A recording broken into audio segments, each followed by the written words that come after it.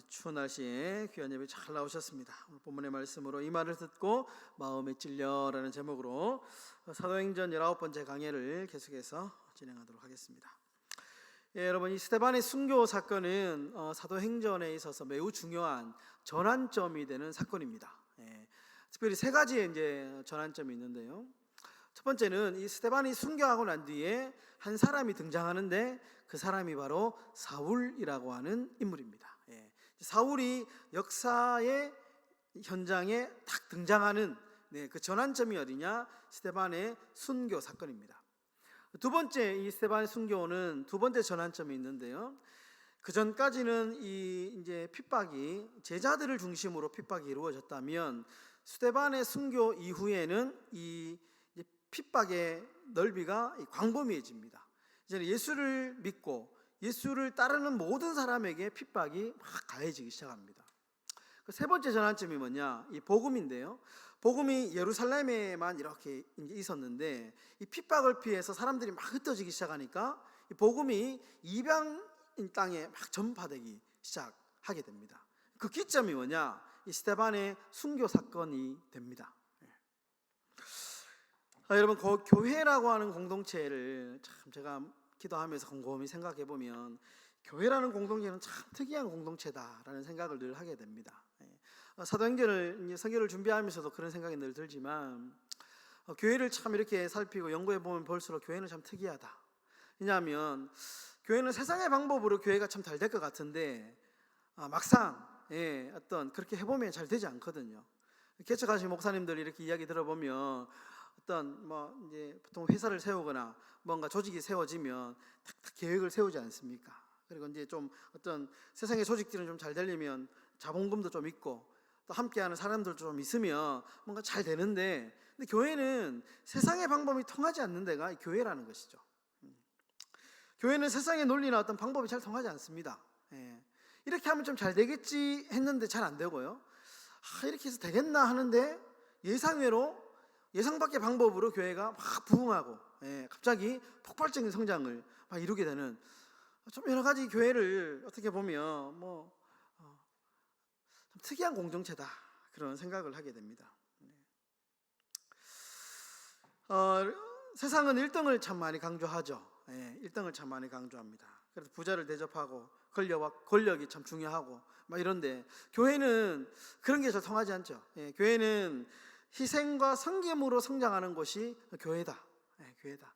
교회는 겸손하게 기도하고 주의 말씀으로 하나 되고 이런 것들을 통해서 교회가 부흥하고 성장하는 곳이지, 교회는 세상의 어떤 힘이나 돈이나 권력을 가지고 교회가 성장하는 것은 아니다라는 것입니다.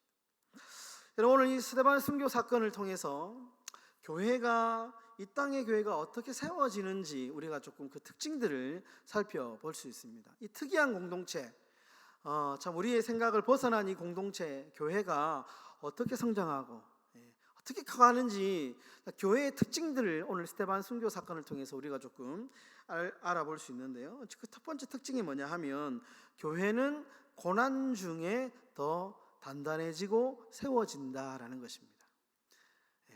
여러분, 세상의 단체들은 어려움이 오고 고난이 오고 핍박이 오면 대부분 다 무너집니다. 이렇게 흩어지고 사라지죠. 근데 교회는 좀 다릅니다. 교회는 힘들고 어렵고 고난이 올 때 더 단단해지고 더 탄탄하게 세워지고 더 건강하게 성장하는 곳이 어디냐? 교회다라는 겁니다. 여러분, 오늘 스데반의 설교를 들은 유대인들의 이제 반응이 나오는데요. 57절에 보시면 이 사람들이 막 소리를 지르고 길을 막고 일제히 막 스데반을 공격하기 시작합니다. 스데반이 이제 입 바는 소리를 막 하니까, 옳은 소리를 막 하니까 이 사람들이 길을 막고 스데반을 막 잡아 죽이려고 막 이렇게 이제 달려들게 됩니다. 그런데 아무리 스데반을 힘으로 누르고 심지어 죽이려고 막 협박을 해도 재미있는 것은 스데반의 기가 죽지 않습니다. 스데반이 이렇게 막 협박을 받으면 오히려 움츠러들고 입을 닫아야 되는데 그렇지 않습니다. 기가 죽지 않고 오히려 더 영안이 열리고 성령이 충만해지는 다소 엉뚱한 반응이 나타나게 되죠. 55절에 보면 이렇게 말씀합니다. 스데반이 성령 충만하여 하늘을 우러러 주목하여 하나님의 영광과 및 예수께 하나님 우편에 서신 것을 보고, 사람들이 막 핍박하는데 오히려 영안이 열리고 성령이 충만해집니다. 심지어 이제 막 돌로 치고 스데반에게 폭력을 가했는데도 오히려 스데반이 원망하기는커녕 그들을 위하여 기도합니다. 59절과 60절에 그들이 돌로 스데반을 치니 스데반이 부르짖어 이르되 주 예수여 내 영혼을 받으시옵소서 하고 무릎을 꿇고 크게 불러 이르되 주여 이 죄를 그들에게 돌리지 마옵소서 이 말을 하고 자니라. 이 모습이 마치 예수님의 모습 같습니다. 예수님이 그러셨죠.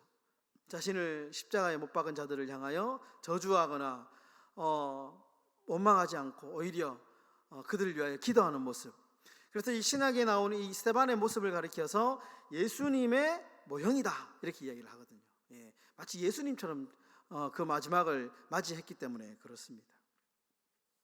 여러분, 이 스데반의 이 모습에서 이 특이한 모습에서 우리는 교회의 성장 비결을 배울 수 있습니다. 여러분, 고난은 교회의 성장의 밑거름과도 같다라는 것이죠. 교회가 핍박이 오고 고난이 올 때에 그 고난의 강도가 세면 셀수록 순교자가, 그렇죠, 역사를 보면 심지어 순교자가 나오고 그 강도가 세어지면 세어질수록 그 고난이라고 하는 것이 교회의 성장의 자양분이 됩니다. 그리고 그 고난을 발판으로 해서 교회가 그렇게 성장을 하게 되죠. 이것이 교회의 가장 큰 특징이다, 특이한 점이다라는 것입니다. 여러분, 우리가 절대로 꼭 기억해야 될 것이 있는데 뭐냐 하면, 교회는 돈으로, 세상의 힘으로, 어떤 사람의 세력으로 그렇게 세워지는 것이 아닙니다. 교회는 하나님의 능력으로, 하나님의 은혜로 세워지는 것이 교회죠. 초대교회가 이것을 너무나도 잘 보여줍니다. 여러분, 초대교회가 보시면 아무런 문제가 없는 교회가 아니었습니다. 너무나도 많은 교회 문제가 있었죠. 지금 오늘 이 스데반의 사건도 초대교회에서 일어난 사건입니다. 수많은 외부적인 핍박과 사람들이 핍박을 막 가하는데 사람들이 흩어져 가지고 예수를 안 믿는 것이 아니고 오히려 이 복음이 더 이방으로 확대되어지는 이런 어떤 참 엉뚱한 결과도 나오게 되죠. 사도들이 잡혀가서 감옥에 잡히기도 하고 태형을 맞기도 하고, 심지어 오늘 스데반이 순교를 당하는 이 외적인 박해가 있었습니다. 초대교회는 또 안에도 문제가 있었습니다. 여러분 잘 아는 대로 우리가 이 사도행전 5장에 보면 아나니아와 삽비라 부부 이야기 있지 않습니까? 교회 내에 막 이런 일들이, 생각해 보십시오. 요즘에 만약에 교회 안에 이런 사건이 있어가지고 누군가가 교회에서 뭐 살인 사건이 일어났다. 그러면 교회 난리 납니다. 문 닫아야 됩니다. 근데 이런 수많은 외적인 박해, 내적인 박해에도 불구하고 초대교회가 망하기는커녕 오히려 더 성장하는 계기가 되었다라는 것이죠. 아주 특이한 현상이다라는 것입니다. 여러분, 그런데 모든 고난이 밑거름이 되지는 않습니다. 수많은 이 고난과 어려움이 있는데요. 그런데 교회가 모든 고난이 온다고 해서 이 고난을 밑거름으로 삼아서 발판으로 삼아서 이것을 통해서 교회가 성장하지는 않습니다. 조건이 있습니다. 조건이 뭐냐? 바로 위를 바라보고 고난 중에 기도하는 교회. 고난이 왔을 때 그 고난 이면에 있는 하나님의 뜻을 발견하기 위해서 성도들이 함께 모여 기도하고, 그리고 하늘을 바라보면서 우리에게 왜 이런 고난을 주셨습니까? 라고 하나님의 뜻을 계속 묻고 기도하는 교회가, 이런 교회는 그 고난을 딛고 부응하게 되더라라는 것입니다. 그럼 외줄타기 인간문화재, 외줄타기 있잖아요. 이렇게 줄 쫙 연결해가지고 이제 외줄 타는 분들, 인간문화재라고 하는데요. 이분들에게 줄을 찰 때 이제 원칙을 물어보니까 원칙이 있는데, 그것이 뭐냐? 절대로 땅을 보면 안 된답니다. 밑을 보면 안 되고 위를 봐야 돼요. 앞을 보거나 위를 살짝 시선을 위쪽으로 해가지고요. 그러면 절대로 줄에 떨어지지 않는데, 아무리 외줄타기 고수라 할지라도 땅을 보고 있으면 이 어지러워가지고 중심을 잃고 떨어진답니다. 이 이제 예화를 딱 보면서 이 신앙의 원리가 이런 원리다. 교회가 고난이 오고 핍박이 오고 수많은 어려움이 왔을 때 교회는 어떻게 해야 되느냐?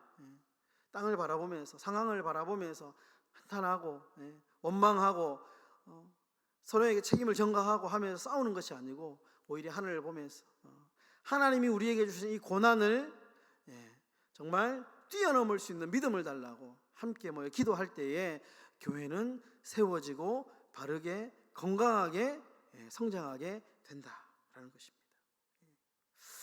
여러분, 고난 중에 우리가 참 믿음의 여정을 걸어가다가 보면 크고 작은 고난이 있습니다. 문제들이 있거든요.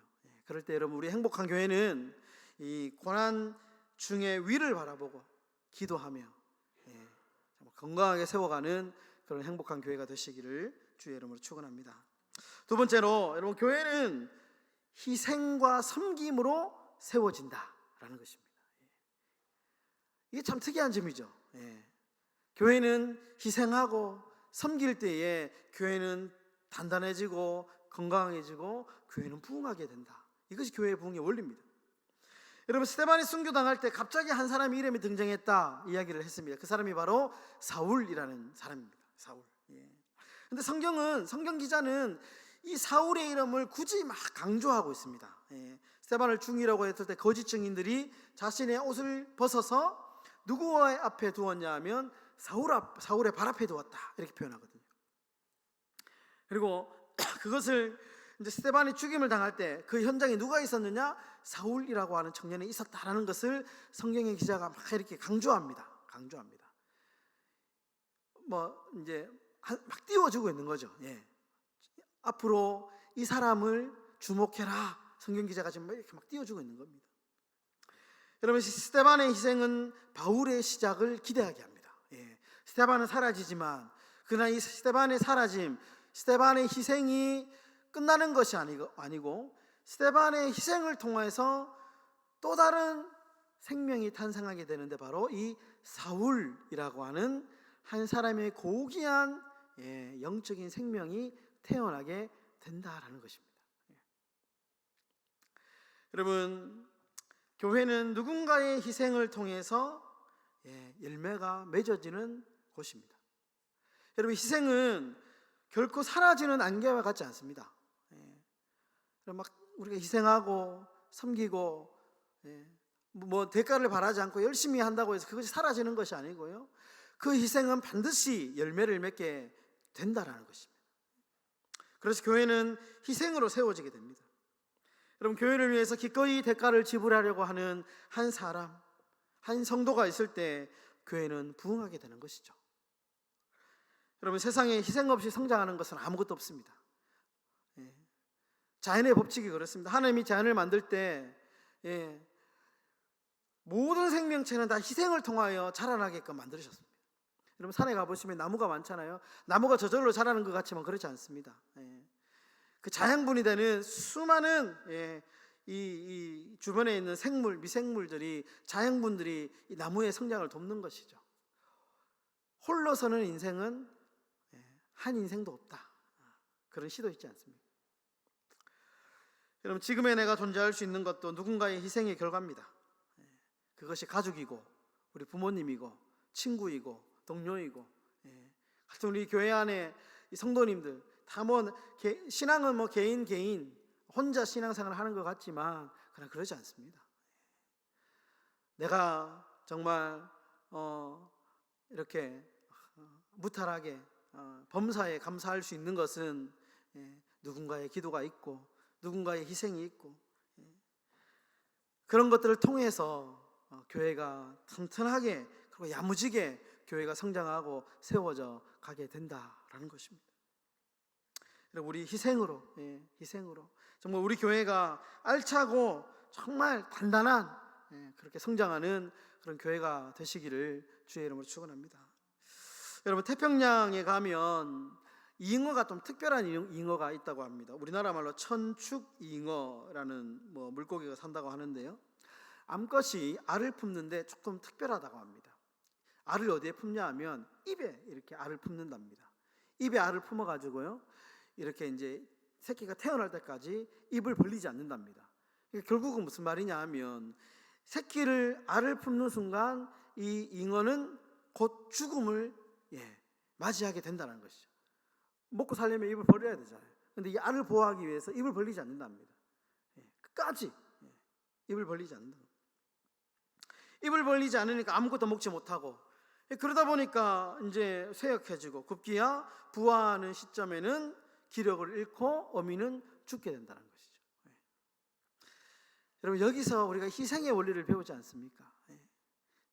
우리가 복음성 중에 이런 복음성이 있습니다. 생명이 또 다른 생명을 낳고. 생명이 또 다른 생명. 우리 주님께서 이 땅에 오셔서 우리 예수님이 죽으심으로 우리가 살아난 것처럼, 우리가 누군가를, 이 교회를 위하여 희생하고, 참 열심히 우리가 이 교회를 위하여 여러 방면으로 희생할 수 있겠죠. 시간을 드리고, 때로는 물질을 드릴 수도 있고, 또 헌신하기도 하고, 우리의 몸을 들여서 희생할 수 있습니다. 한 생명의 희생으로 다른 생명이 태어나는 것처럼, 우리의 희생으로 누군가의 새로운 생명이 태어나게 된다라는 것입니다. 이것이 거룩한 희생의 원리다라는 것이죠. 여러분, 이 스데반의 희생으로, 스데반의 희생이 여기서 멈추지 않았습니다. 스데반은 죽고 희생했지만, 그러나 이 스데반의 희생으로 바울이라고 하는 유명한 위대한 인물이 탄생하게 됩니다.